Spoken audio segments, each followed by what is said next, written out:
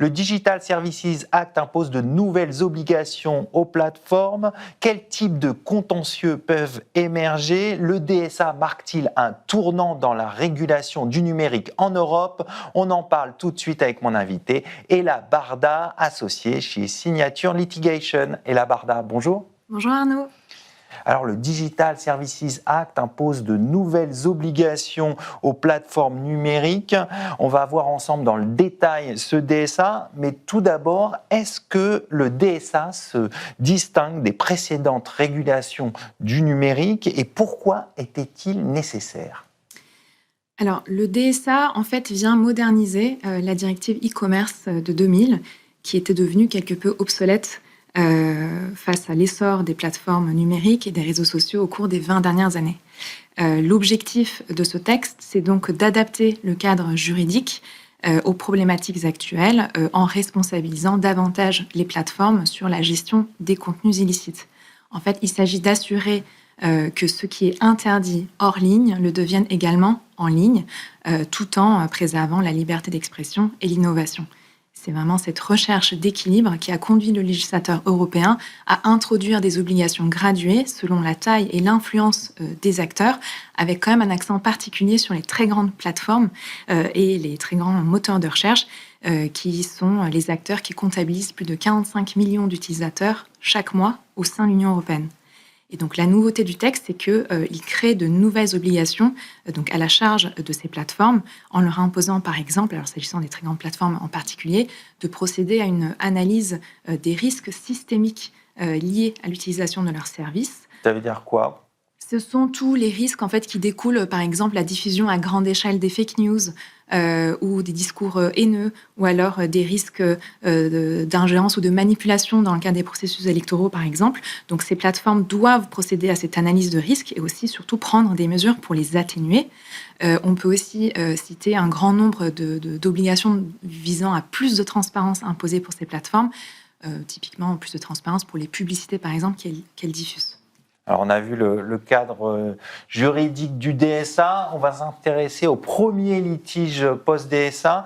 Quel type de contentieux ont émergé à la suite de ce règlement ? Alors, on observe d'ores et déjà plusieurs types de contentieux, aussi bien en France qu'au niveau européen. Alors, en France, les toutes premières décisions portent sur des demandes de retrait de contenus publiés sur des sites web d'avis qui sont jugés diffamatoires, dénigrants ou trompeurs, par exemple. Et alors, contrairement aux attentes de certains, il n'y a pas de condamnation à la chaîne pour le moment.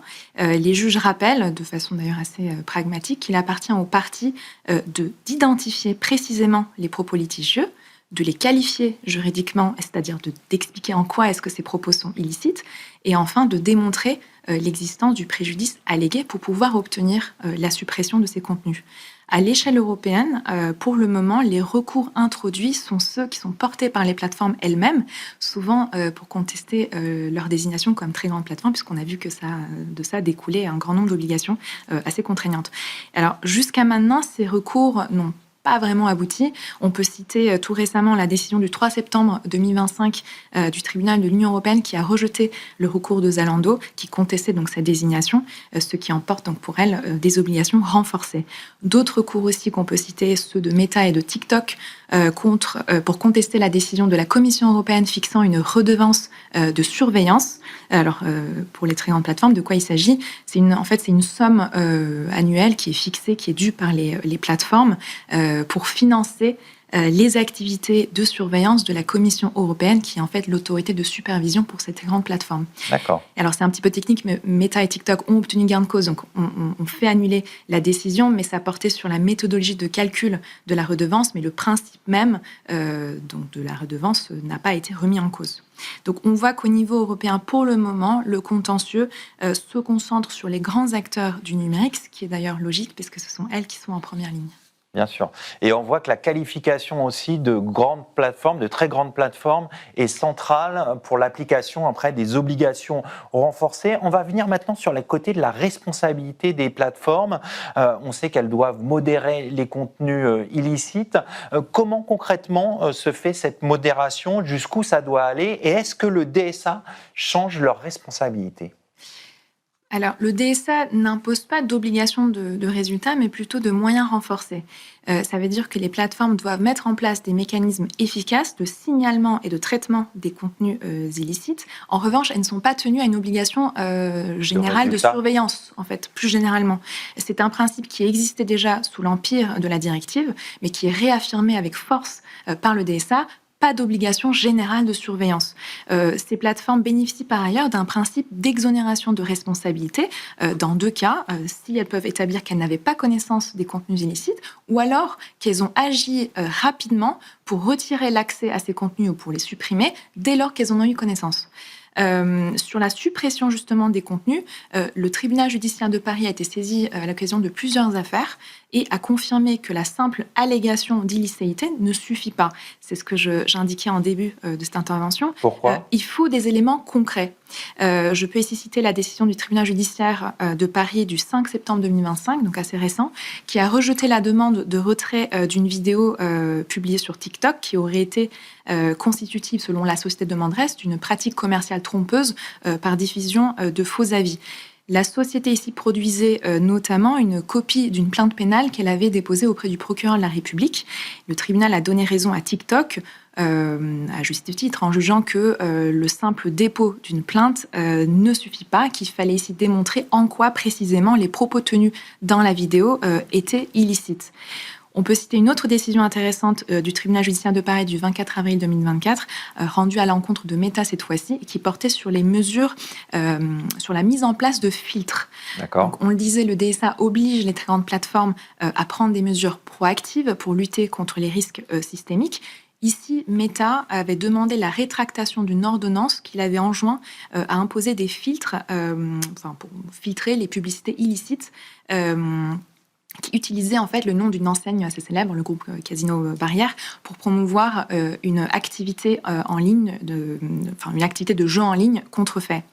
Le tribunal a jugé que la qualité d'intermédiaire de Meta, sa qualité d'hébergeur, n'était pas un obstacle à ce qu'il soit enjoint à mettre en place ces filtres et que par ailleurs, cette mesure de filtrage ne constituait pas non plus une obligation générale de surveillance dès lors qu'elle était limitée dans sa portée, dans sa durée et qu'elle était proportionnée à l'objectif poursuivi. Bon, on voit qu'il y a déjà quelques décisions qui émergent. Est-ce qu'il y a des tendances qui se dégagent ou qui vont se dégager à moyen terme, selon vous ? Oui, je pense qu'on peut s'attendre à une montée en puissance des recours, notamment ceux engagés par les utilisateurs eux-mêmes. C'est là une nouveauté du DSA, c'est qu'il a ouvert la voie aux utilisateurs, la voie donc d'un recours direct pour tous les utilisateurs qui estimeraient qu'une violation du DSA leur a causé un préjudice. La Commission européenne joue également un rôle moteur, et là je vous renvoie aux nombreuses enquêtes d'ores et déjà ouvertes par dizaines contre une multitude de plateformes, notamment alors Temu, TikTok, Pornhub, etc., au sujet notamment de la protection des mineurs, la transparence des algorithmes, etc.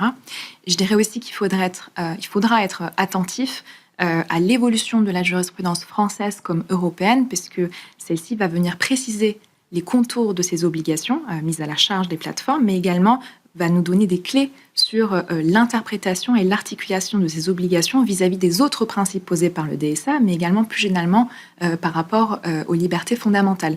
Je pense par exemple à l'étendue donc, de l'exigence de filtrage, de contrôle mise à la charge des grandes plateformes. Comment est-ce qu'on l'articule par rapport au principe d'exonération de responsabilité des plateformes pour la publication de contenus diffamatoires ou haineux, par exemple, par leurs utilisateurs.